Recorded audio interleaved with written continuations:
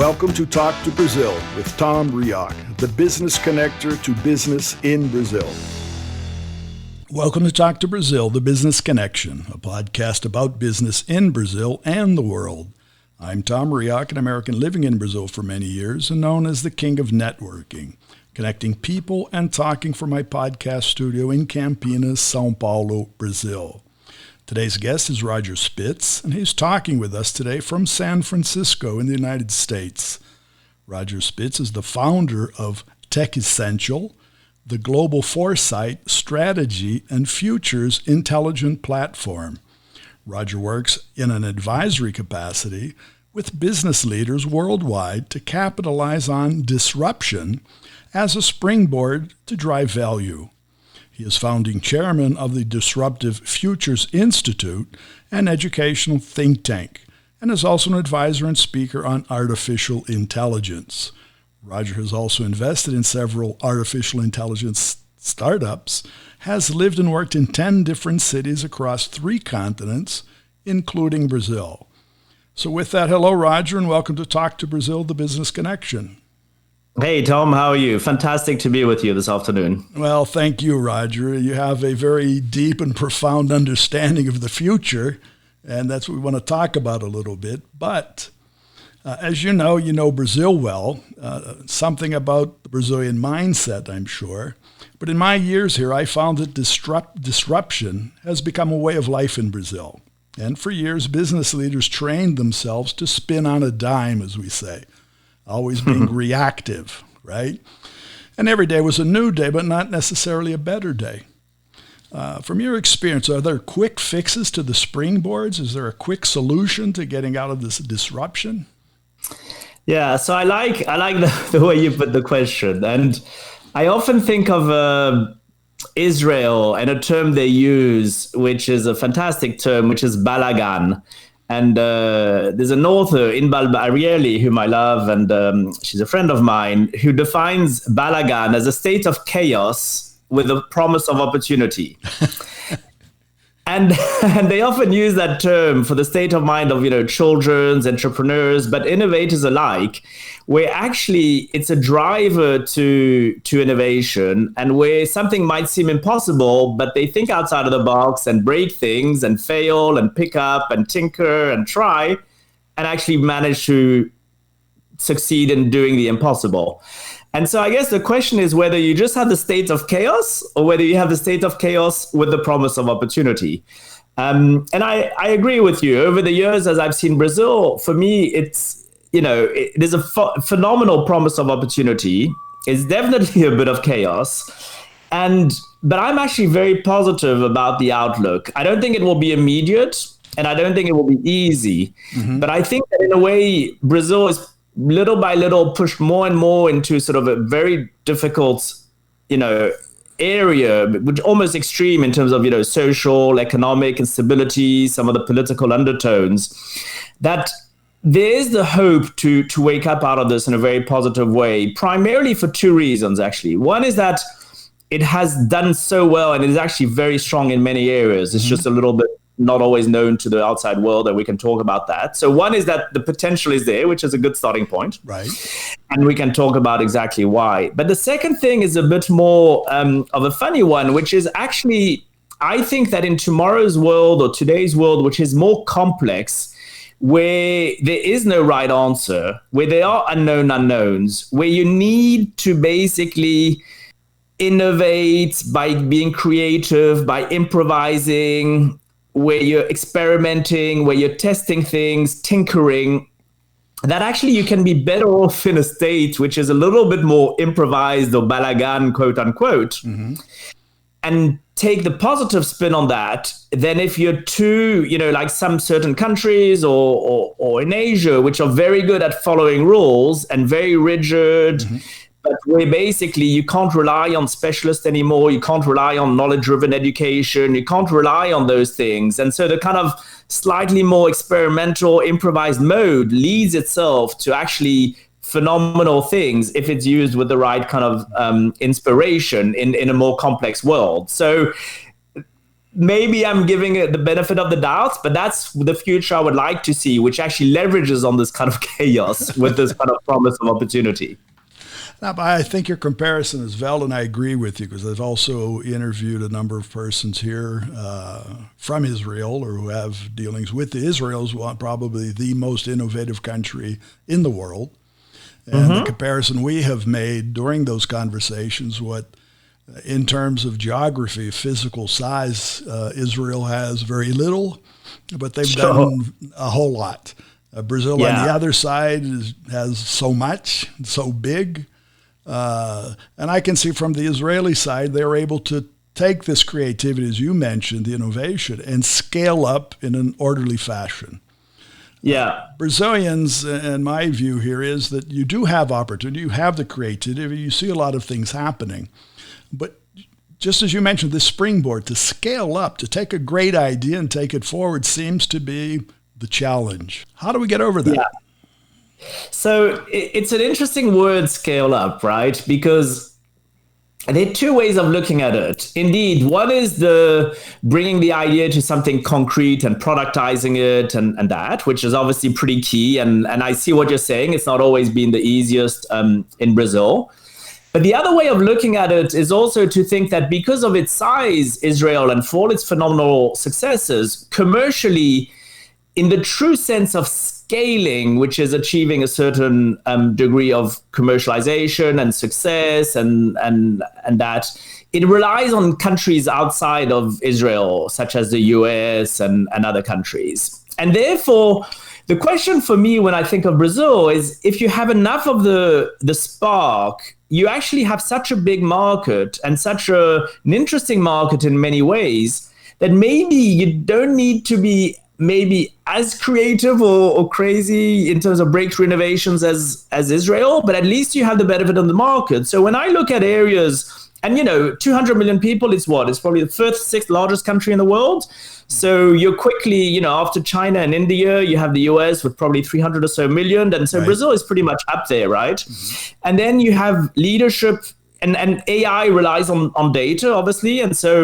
And Brazil is, you know better than me, but pretty savvy, to say the least, with social media, with digital media, with fintech, right. With all these areas. And therefore that feeds quite well into AI and certain other areas like ag tech or other things where Brazil is cutting edge. So I think if they kind of can just get halfway through the balagan and the opportunity of entrepreneurship and get that creativity, the ingredients are there because they're cutting edge in so many different sectors, so creative, so strong, right? And there's a large population to leverage on that, especially in areas where size matters, like AI and for the data sets and the scale. So I'm quietly confident. I guess the question is, how bad does it need to get for there to be a wake-up call, and how much of a wake-up call is it, as opposed to just thinking, oh my God, it's just the end and it's the puts, No,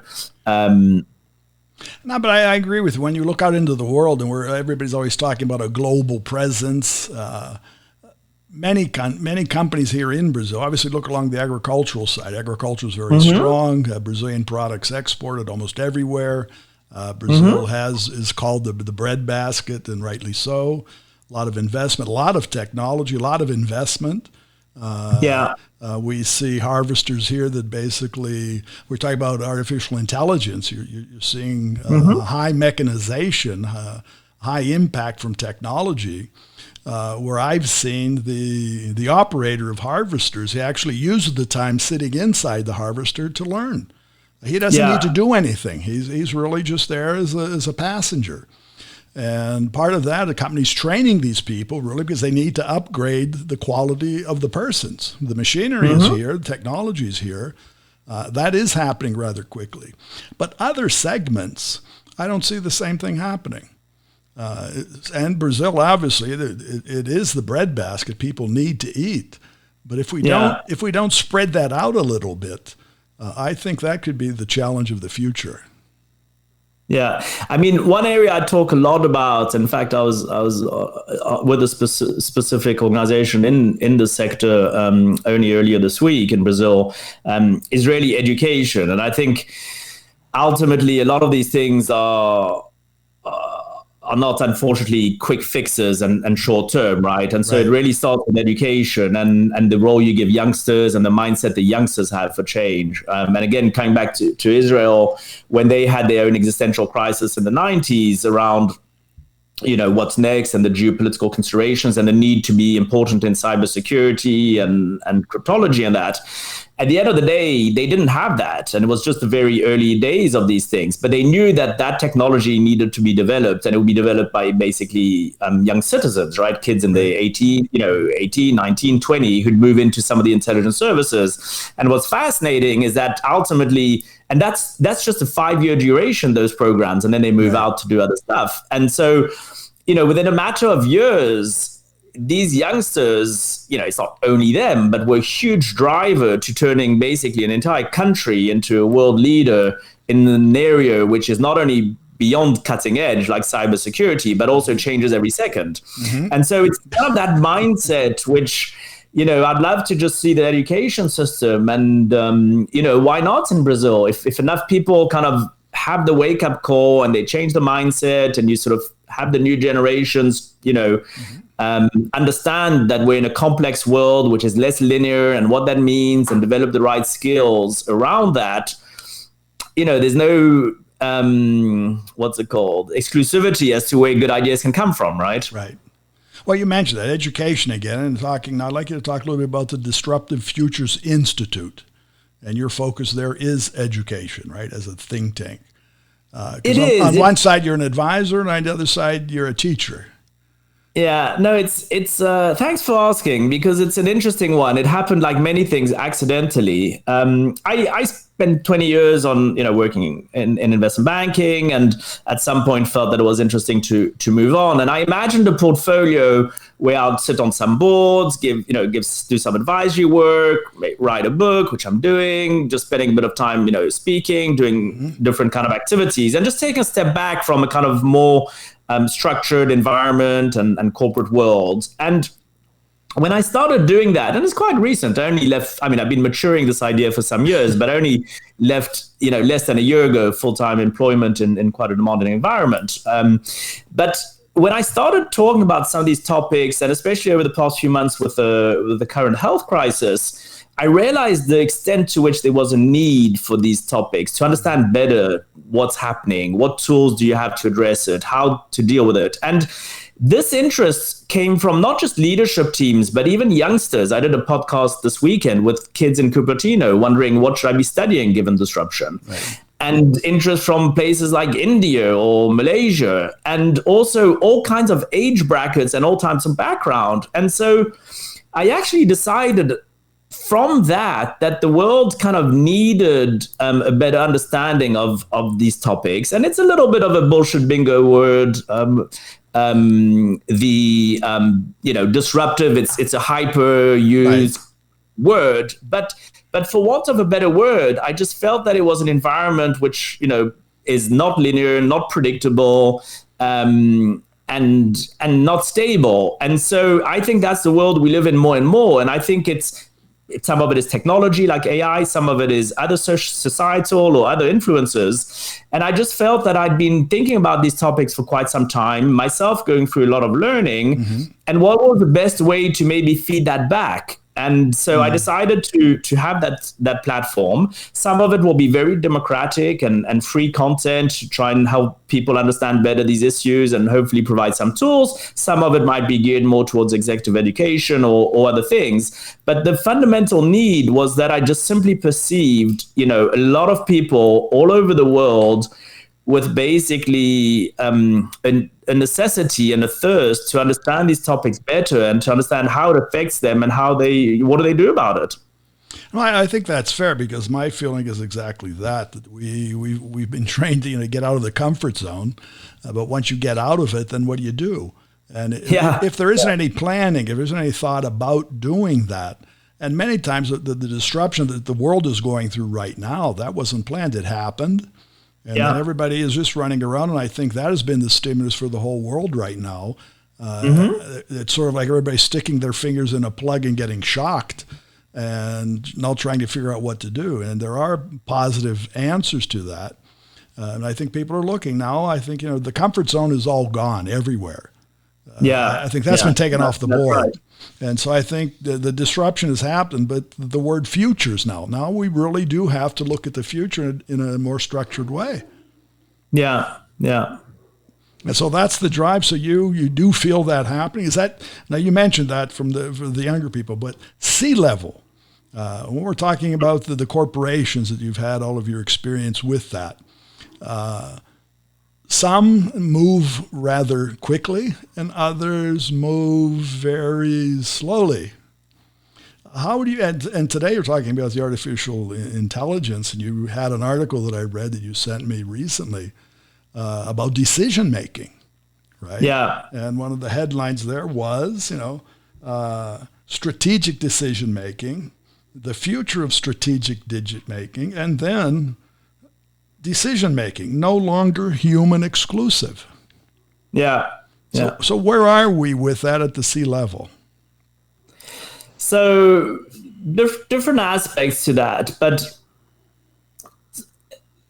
there are a number of elements and filters where I try to look at AI. Obviously, it's, it affects all of us and we're all interested in the topic, or some more or less. But the area I had spent indeed quite some time on is really strategic decision making, just by virtue of my job. So I spend time with, generally decision makers, CEOs, boards, C-suite, shareholders, in terms of, what the next strategic moves might be and all that. And so as I started thinking about the world with my new hat, in terms of, looking a bit more to the future and maybe longer time horizons, I was interested in thinking, what is the future of AI and the future of decision making? Because in a way, it's quite interesting. So, stating the obvious, AI is moving more and more in the value chain in terms of being able to make decisions. It, used to be just automation, then it's augmentation, then it's also creativity. And today, AI is better in what we call the complicated world, where there are known unknowns, where there's some cause and effect, and where there's a range of right answers. And so they can use data, have pattern recognition, and they're quite, good at that. But they're still not good. Neither are humans, I think. But they're still not good in the complex world, which we defined earlier as there being no right answers, right, unknown unknowns, and less obvious causality. And then I was thinking, okay, AI is learning fast, and right, they may or they may not be able to manage the complex world and decisions, but the humans should be able to do that. And the issue with humans is that it relies on a number of things which are not the way a lot of companies or individuals are capable to think. One is really understanding what exponential is, especially for technologies. Right. And that's tricky to process, how quickly it can hit you, but only at the end. It's gradually, then suddenly. It's what we saw with COVID, right? Something can double every day, right, but for the first, 80% of the time, it's almost not visible. And so the question for organizations is, and individuals and leaders, is how do they make sure that they stay relevant in the decision-making value chain? And so I'm not sure today how good a job they do. I often use some of the terms I borrow and the frameworks from Taleb, Nassim Taleb, around fragile and anti-fragile. Right. And I still find a lot of organizations and leadership teams are centralized, hyper-optimized and hyper-efficient, following the nice McKinsey reports, but they do all these things which have theoretical value, like you shouldn't have cash on your balance sheet because that's inefficient. Wow. So last year, the world did almost $1 trillion worth of share buybacks so that they can give a 5-minute impetus to their share price. And today everybody's looking for cash. Exactly. And today they're kind of thinking, well, I just kind of burnt, $700 or $800 billion last year collectively. Right. And so it's all these things, which is, what is the difference between a company which is fragile or the opposite of fragile? And I think a lot of that, to the question around decision making, is actually the assumptions that are made in making decisions, the profiles of people in terms of how anticipatory is a leadership team, how anti-fragile, and how agile are they in navigating a more complex environment.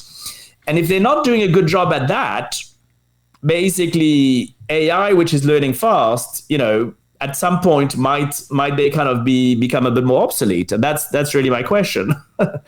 But I think that all wraps together, because what I see here in Brazil anyway, in meetings and with business persons, I'm a member of the American Chamber here, and obviously many meetings here before, even during this. Now we're in virtual meetings.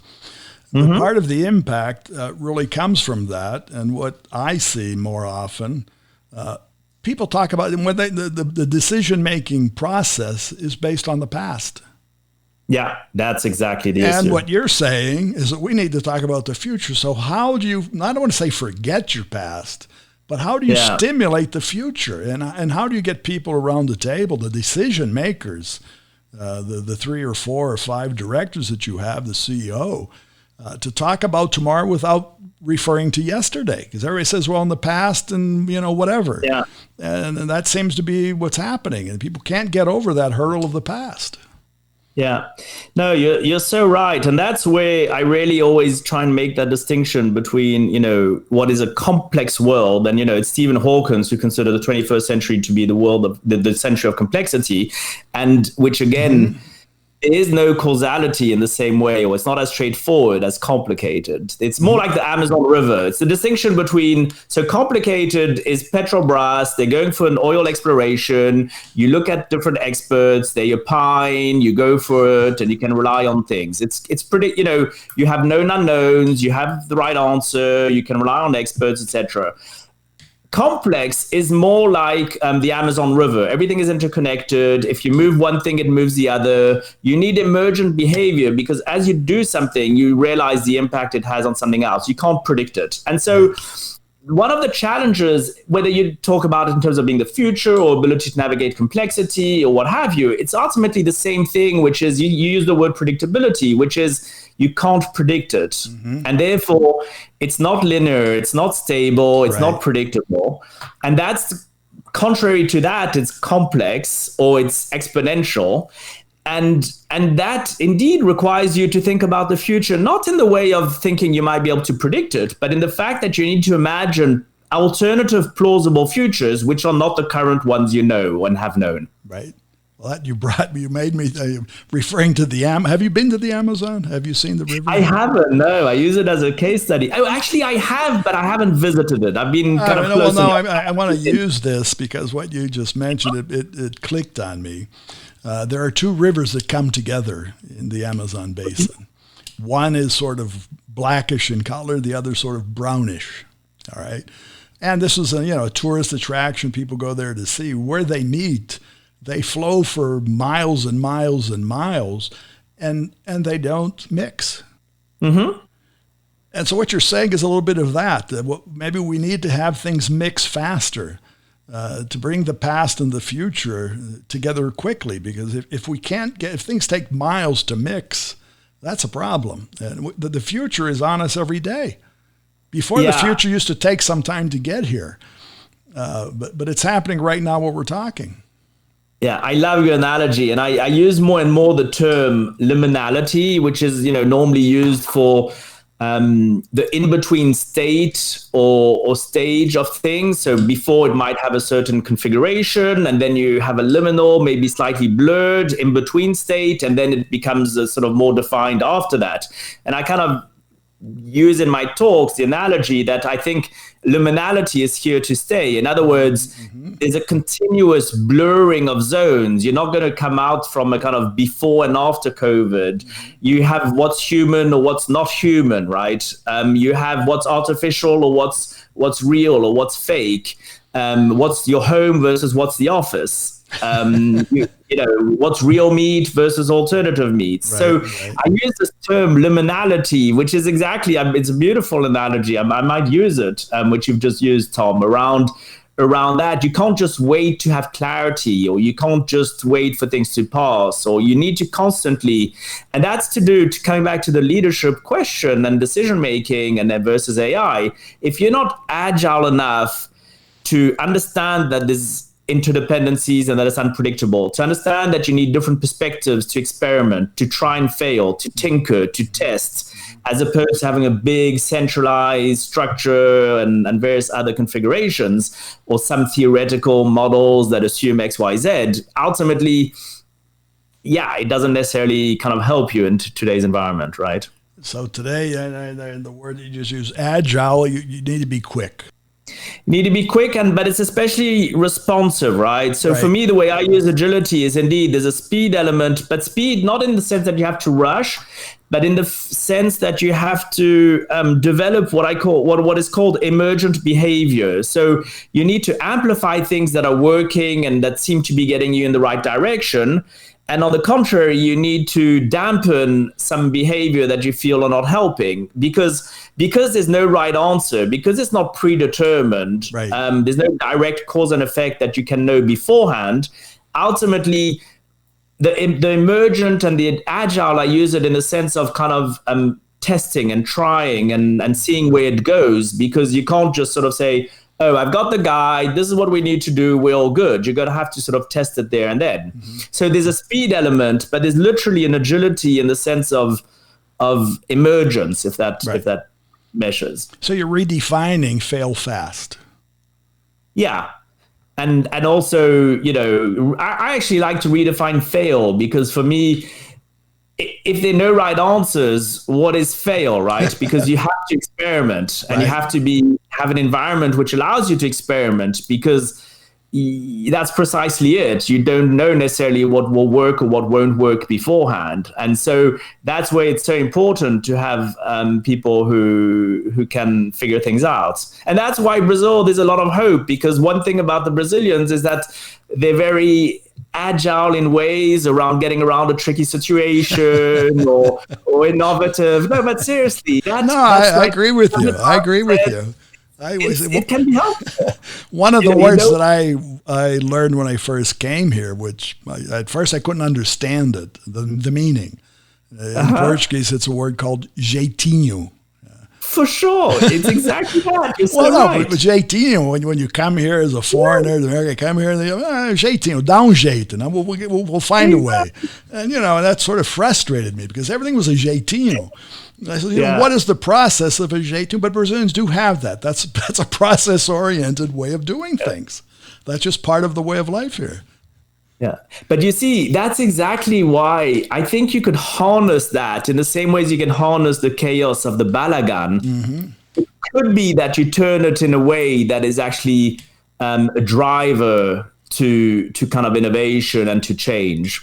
Because in ways that is more valuable than just being a good, obedient learner and soldier and do what you said. So it's just kind of making that move from the slightly more independently minded mindset and, jeitinho, as you say, to have it fuel kind of innovation and different kind of initiatives, which maybe are more strategic than just the day-to-day. Well, then, Becky, you feel good coming here then, right? You feel at home. Oh, I love it. But of course, like everybody, I would love to see these changes, right? I'm not blind to the challenges for so many different people, for the missed opportunity. Right. And that's where I would, I love it and I embrace it for all its features. But I would love to kind of see Brazil really, rise to the challenge of its full potential. Well, there I agree with you, and I think the root of that, what needs to happen, is education, and you have to start. You have to start early, start fast, start big, and maybe that, and talking about artificial intelligence, talking about the new technology, and the younger generation, they're so agile in using this, and I think that my feeling to the future is that will be the platform, because people will be educating themselves. If the government can't do it, what they will be using is some type of a device in their hand or on the wall or in the refrigerator or somewhere, and they will find ways to better themselves. And that's happening right now. You can see a lot of startups, a lot of things coming about here, and I guess you have seen that here. And the COVID has just highlighted that. Yeah. It's just made everybody go out and try to find a way, and part of that is happening. Yeah. And, even just on the point of education and that, I think, there's an aspect to your point, which is fantastic, which is you could argue that with 5G and with everything being online pretty much, that there's no difference in terms of the information someone in a remote area of Brazil can get. at the fingertips compared to if you were a Harvard professor, right? In terms of the information itself. And there are some phenomenal, startups and ideas coming out. And, over time, I think this more complex world will mean that you won't be able to just tick the box and do this or that degree or this or that path and have a predetermined outcome, which means that, I think that for those who, we need to fuel that idea of agency and initiative and building your own life, and not, and hopefully a lot of that will come through structured education that's kind of reframed in the right way, but hopefully a lot of that is also mindset, irrespective of whatever, education in the broadest possible sense of life learning. I agree with you there. I think this will be, in fact, we said the minimally, it will be self-centered now. People can learn that the tools are there, they have to apply. They just can't wait for somebody else to do it for them. Well, Roger, I want to thank you. We're coming to the end of our time, unfortunately, because there is so much to talk about. I really enjoyed our chat. There's so much about the future. The future is long, and it will be there. And I really thank you for sharing your time with us and our audience, okay?